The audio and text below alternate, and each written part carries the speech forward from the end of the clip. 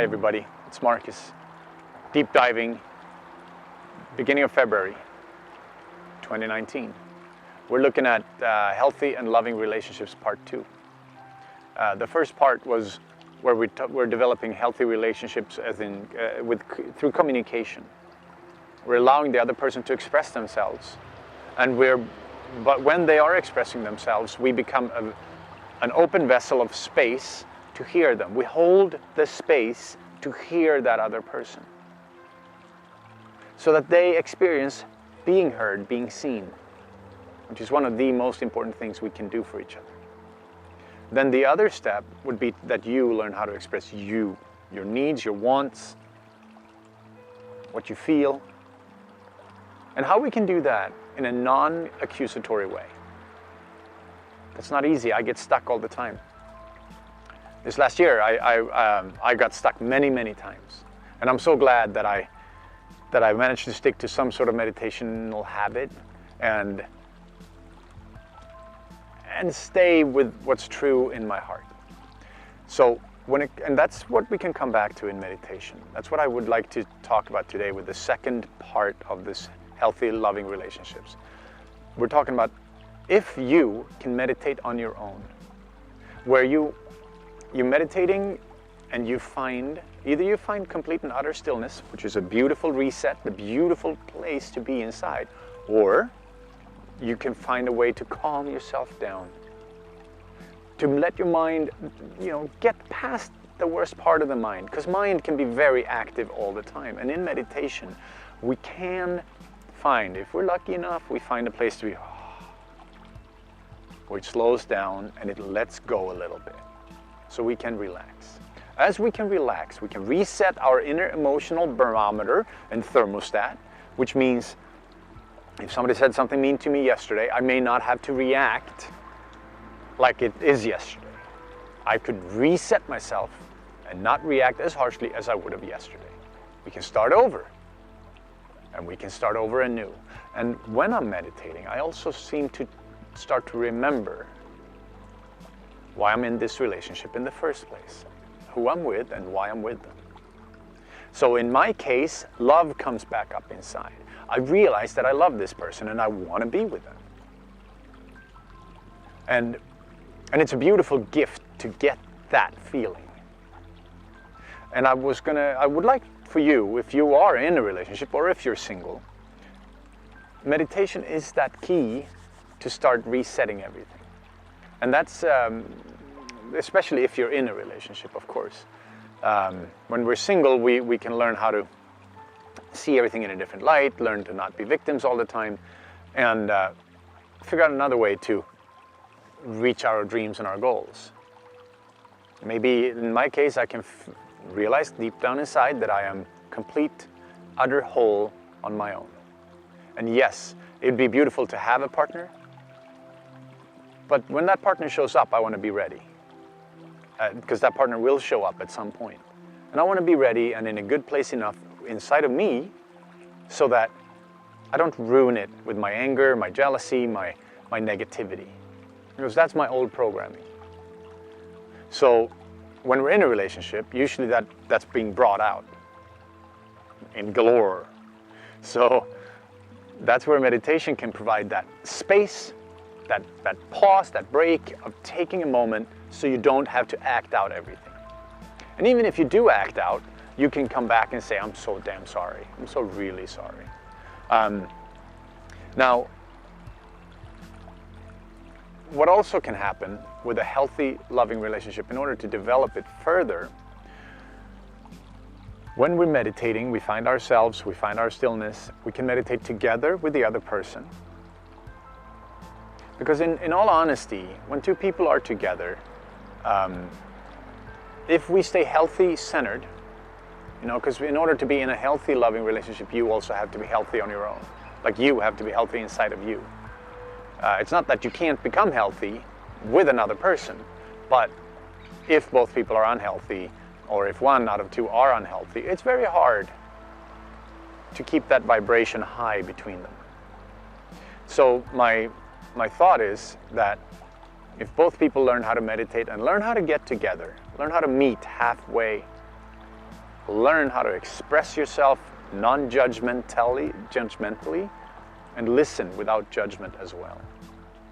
And as you do that, people start growing, and then we can start supporting each other. Then we can start expressing wants, as in, hey, do you feel like doing this? Well, how about doing this? We can start making plans. Or if I haven't been heard, I can say, I really would love it if we did this or that. And when I'm coming from meditational centeredness, I actually can say that without any anger or fear or negativity involved or guilt. While when I don't, then I'm always blaming the other person. So learn how to listen, learn how to speak, learn how to meditate together, because to remember who and what we are. To remember that deep down inside you connected with this person in a way that you didn't with anybody else. That there's a reason why you're with this person. And also in a healthy relationship, if you are in the wrong place, if this isn't for you, you will see that in meditation. And I believe that if you realize deep down inside that this is not for you, if you can express that in a loving way, because we still want to come from a very loving place. This is not about hurting another person. This is about looking into yourself and figuring out what is the most beautiful thing you can be doing for you.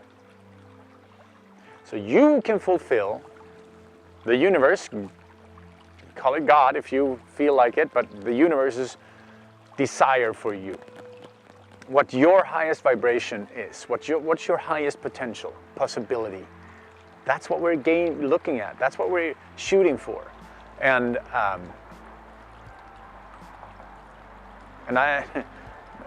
this is not, I'm not backtracking on my loving, healthy relationships here.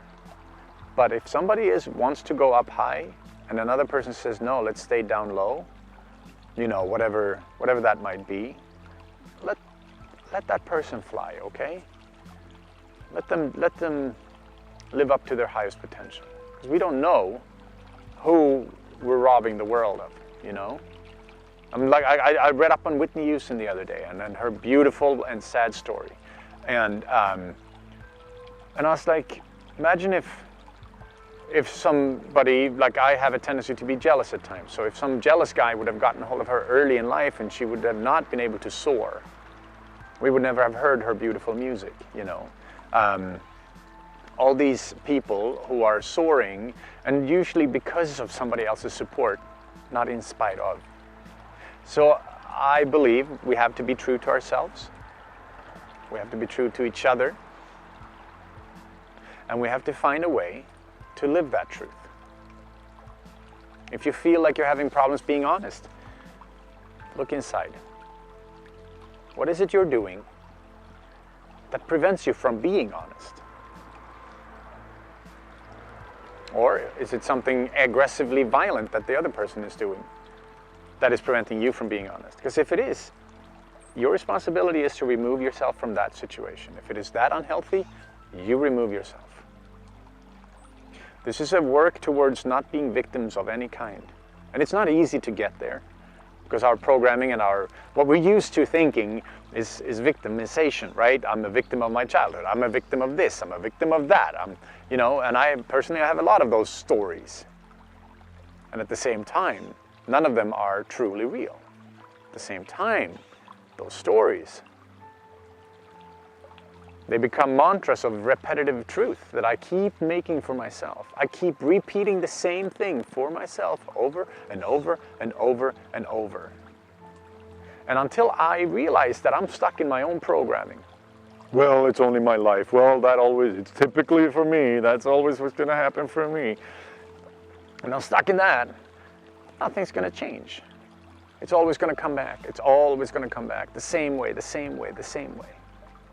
So I have to learn how to see through my own programming and realize that when I'm saying, oh my God, not again, that I'm just repeating something that's going to keep it in motion.